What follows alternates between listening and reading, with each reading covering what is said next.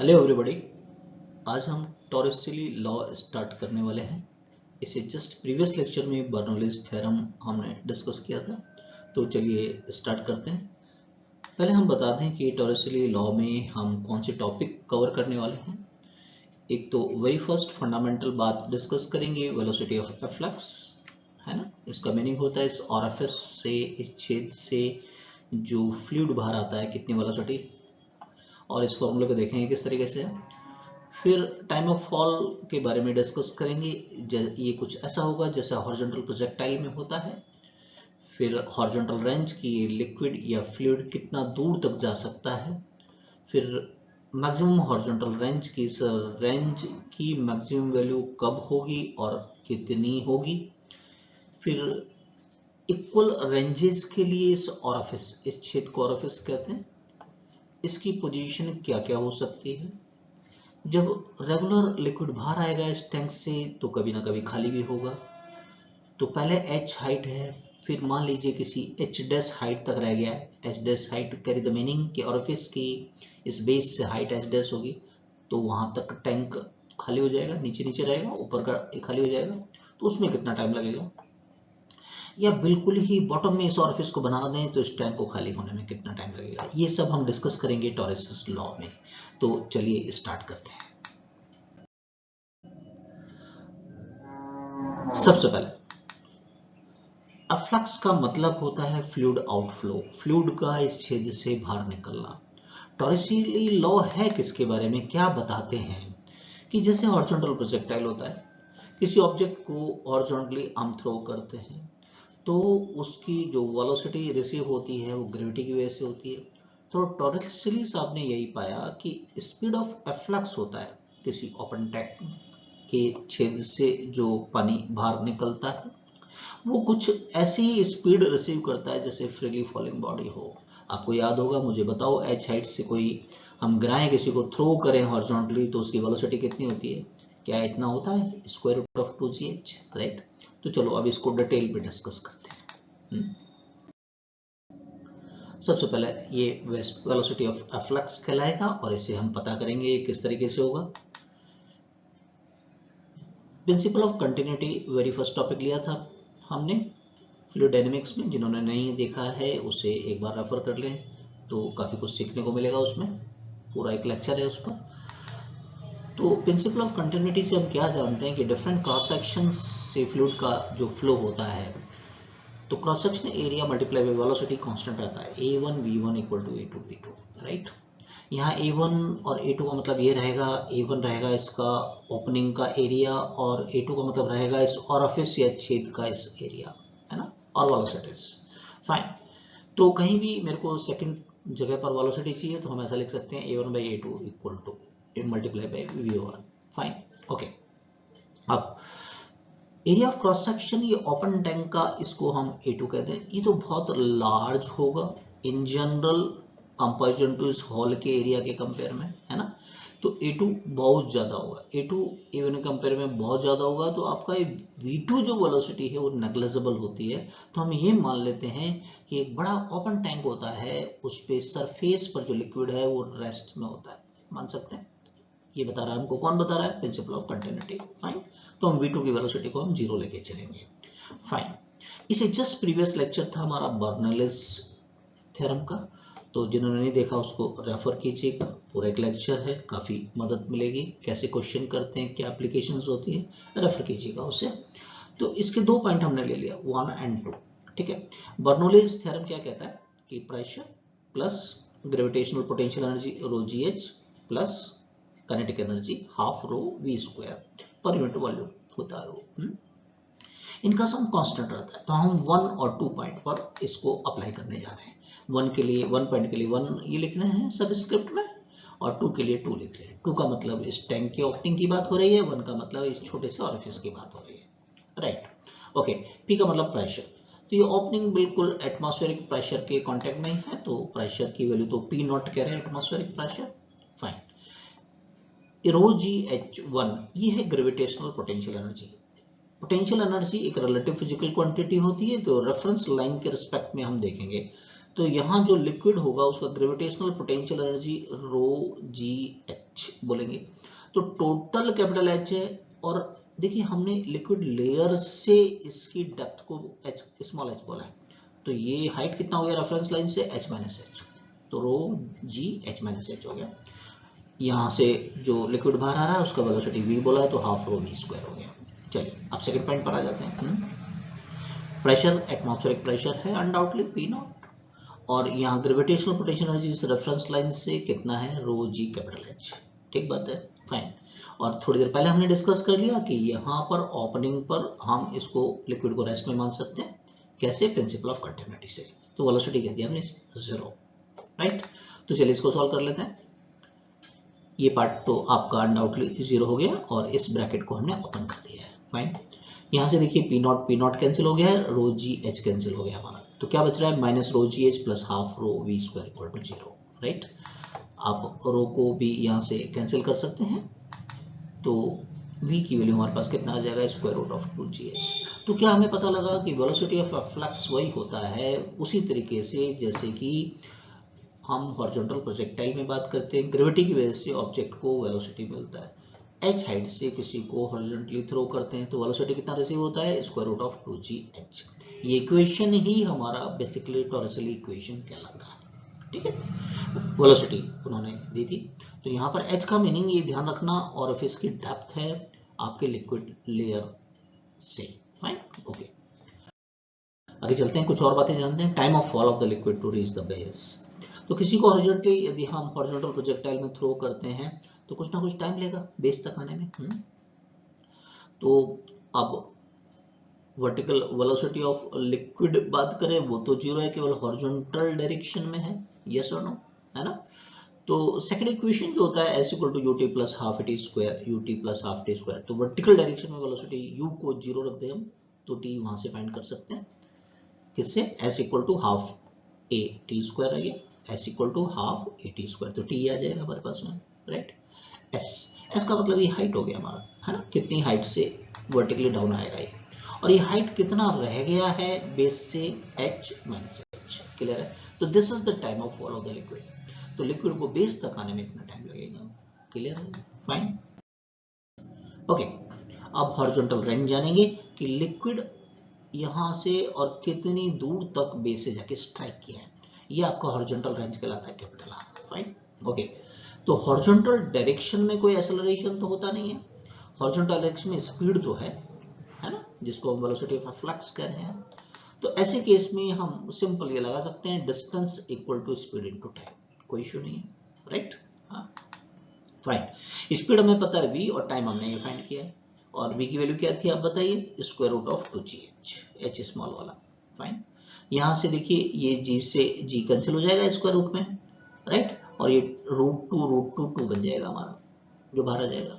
तो horizontal range की value आ गई हमारे पास 2 square root of h capital H minus h, fine, okay. अब हम जानना चाहेंगे मैक्सिमम हॉरिजॉन्टल रेंज कि ये ऑरिफिस की पोजीशन क्या हो कि रेंज मैक्सिमम हो, और रेंज मैक्सिमम होगी तो कितनी होगी, उसकी वैल्यू क्या होगी, वो फाइंड करेंगे। अभी हमने जाना आर ये है, क्लियर, फाइन। तो आर मैक्सिमम कब होगा, जबकि h की वैल्यू h माइनस h के बराबर होगा। देखिए अर्थमेटिक का एक थ्योरम है, इंपॉर्टेंट टेक्निक हम बता रहे हैं, अगर किन्हीं दो का प्रोडक्ट मैक्सिमम करना है तो उनकी वैल्यू दोनों की आपस में बराबर होनी चाहिए, या तो फिर हम डिफरेंशिएशन करें मैक्सिमम मिनिमम उससे निकालें, या सिंपल टेक्निक ध्यान रखो कि किन्हीं दो फैक्टर्स का प्रोडक्ट मैक्सिमम तभी होता है जबकि उनकी वैल्यू आपस में इक्वल होती है ना, सिंपल टेक्निक है, याद रखिएगा, फाइन। तो ऐसे केस के लिए हमें ये पता लग गया कि इसका मतलब ये 2h कैपिटल H, तो h की वैल्यू क्या होनी चाहिए, h/2। It carry the meaning कि ये जो h है डेप्थ है वो टोटल हाइट के बिल्कुल मिड में होनी चाहिए, ये मतलब हो गया ना।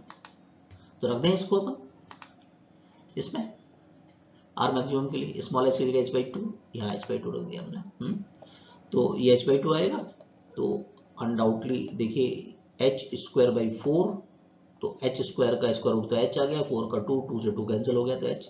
तो मैक्सिमम हॉरिजॉन्टल रेंज कितनी होती है h, तो बड़ा इंटरेस्टिंग है, तो याद हो गया हमारे को कि जितनी हाइट तक भरा रहता है उतनी ही मैक्सिमम जा सकता है हॉरिजॉन्टली, याद रख लो इसको, है ना, राइट। अब इस पे क्वेश्चंस कैसे बनते हैं वो देख लेते हैं। एक क्वेश्चन आपके सामने है कि देखिए एक टैप है जैसे नल होता है, राइट, उसका एरिया ऑफ क्रॉस सेक्शन है ए, फाइन, वहां से v वेलोसिटी से लिक्विड आ रहा है, जैसे पानी मान लें आप, और साथ ही में उस टैंक में h हाइट तक पानी भरा हुआ है शुरू में, और यहाँ बॉटम में एक ऑरिफिस है, उसका एरिया भी ए ही है, राइट। अब क्वेश्चन क्या कहता है, if the level of the water in the container is constant, पानी आ रहा है निकल रहा है लेकिन लेवल h का h ही रह रहा है, then what is the value of h, then what is the, given that the cross section area of the opening of the pipe ये a है, ऑरिफिस का भी वही है, और पानी कितनी वेलोसिटी से आ रहा है v, h हमको फाइंड करना है वेलोसिटी की टर्म्स में, जबकि एरिया किसका, पाइप का और ऑरिफिस का बराबर है। तो आप खुद बताओ कि लेवल उतना तभी रहेगा ना जब जिस रेट से पानी आ रहा है उसी रेट से बाहर आ रहा है, हाँ या ना, yes. For the level to be remain constant, volume of the liquid entering through the pipe, जिस रेट से आ रहा है उसी रेट से बाहर निकले तो फिर ये लेवल कांस्टेंट रहेगा, यस और नो, क्लियर, ओके। अब दोनों के लिए, इसके लिए और इसके लिए हम प्रिंसिपल ऑफ कंटिन्यूटी लगा दें, a1 v1 equal to a2 v2, fine, a v, a और वेलोसिटी ऑफ एफ्लक्स, छेद से जो बाहर आता है उसको हम एफ्लक्स कहते हैं, a से कैंसिल हो जाएगा, तो हमें क्या पता लगा कि इस v की वैल्यू एफ्लक्स के बराबर होगी, जब भी होगा भाई वेलोसिटी कम ज्यादा होगी तब भी गड़बड़ हो जाएगा, ये सो नो, है ना। लेकिन एफ्लक्स की वैल्यू क्या थी, स्क्वायर रूट ऑफ 2gh, अब ये फाइंड किया अपन ने, राइट, तो यहाँ से h फाइंड कर ले, स्क्वायर कर दे दोनों तरफ, यस स्क्वायर कर दिया, तो h की वैल्यू क्या आ गई, v square by 2g, clear हो गया क्वेश्चन। नेक्स्ट क्वेश्चन पे चलते हैं। नेक्स्ट क्वेश्चन है कि इस बार हमारे पास दो होल्स है, ठीक है, ये दो होल्स है ना, साइड के अंदर अपोजिट साइड में इकट्ठा, डिफरेंस जो है वो स्मॉल h है, दोनों की ऑरिफिस की हाइट का जो डिफरेंस है वो कितना है, स्मॉल h है, ठीक है।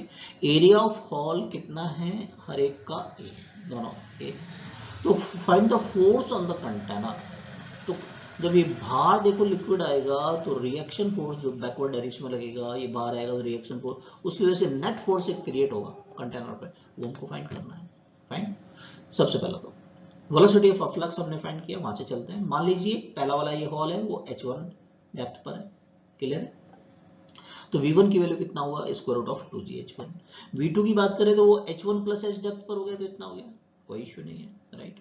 अब फोर्स की एक नई बात आ रही है ना, तो मैकेनिक्स का पूरा एक सीरीज है, जिन्होंने नहीं देखा वो देखिएगा, ये बहुत ही काम का है, राइट, कि अगर वेलोसिटी तो कांस्टेंट हो और मास वेरिएबल हो, देखो मास वेरिएबल होगा इस केस में, तो फोर्स हम कह सकते हैं v dm बाई dt, और dm क्या होगा आपका, volume multiply by density, volume मतलब area of cross section, distance कह दिया x अपन ने, ए रो, क्लियर है, ओके।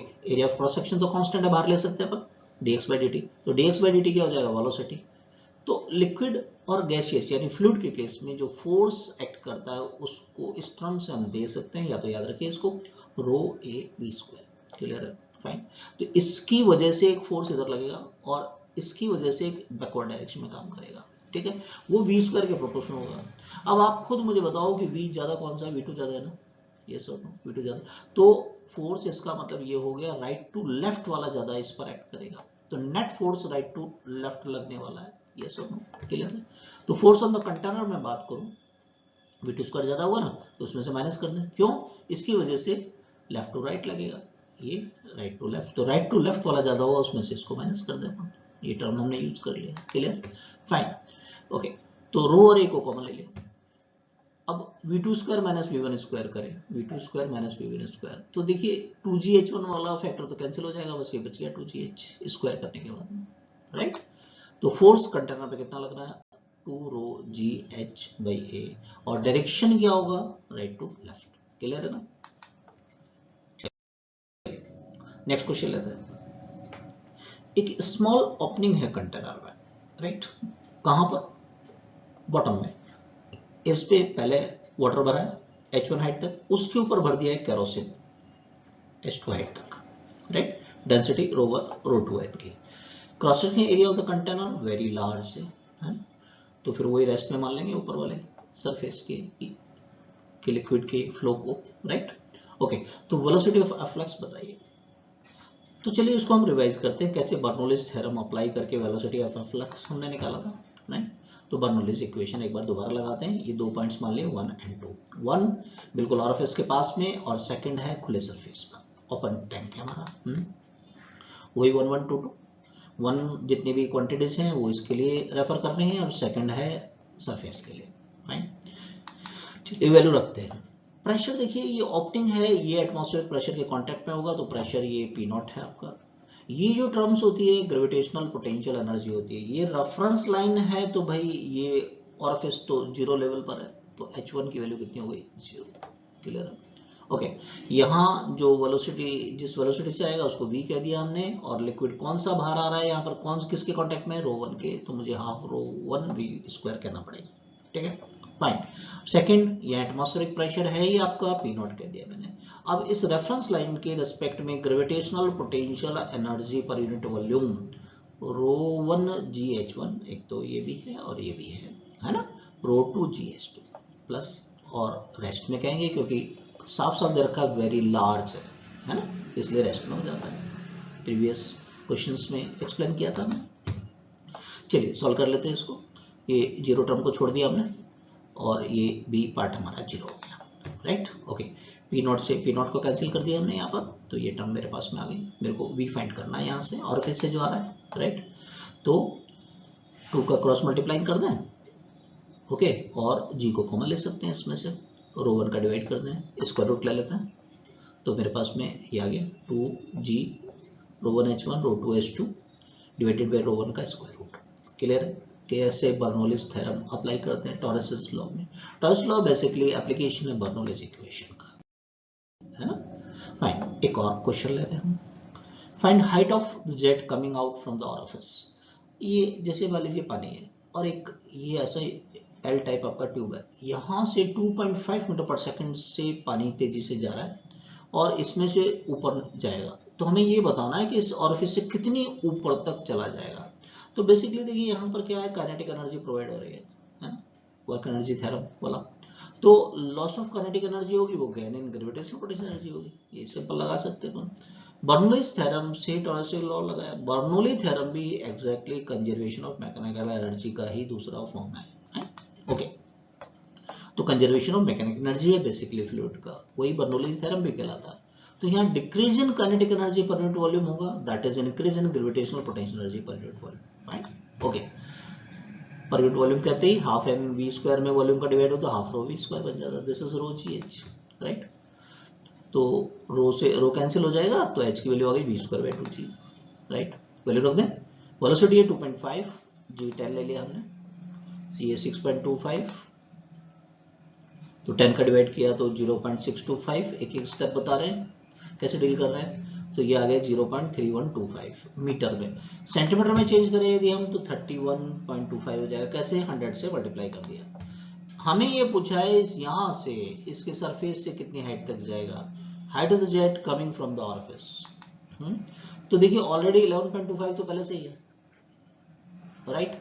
इससे ऊपर कितना चला जाएगा, देखिए coming out from the orifice के ऊपर हाइट, ये 11.25 माइनस कर ले, कितना आ गया 20 सेंटीमीटर। क्लियर हो गया? तो ये समझ में आया टॉरस लॉ। नेक्स्ट लेक्चर में हम विस्कोसिटी डिस्कस करेंगे। इस विस्कोसिटी में हम कौन कौन से टॉपिक कवर करने वाले हैं वो भी समझ लीजिए। पहले तो ये जानेंगे विस्कोसिटी क्या होता है। बेसिकली फ्रिक्शन 2 तरीके का होता है। फ्रिक्शन जिन्होंने नहीं देखा वो देखिए, पूरा डिटेल सीरीज है, 6-7 उसमें लेक्चर्स हैं जिससे फ्रिक्शन को क्लियर हो जाए।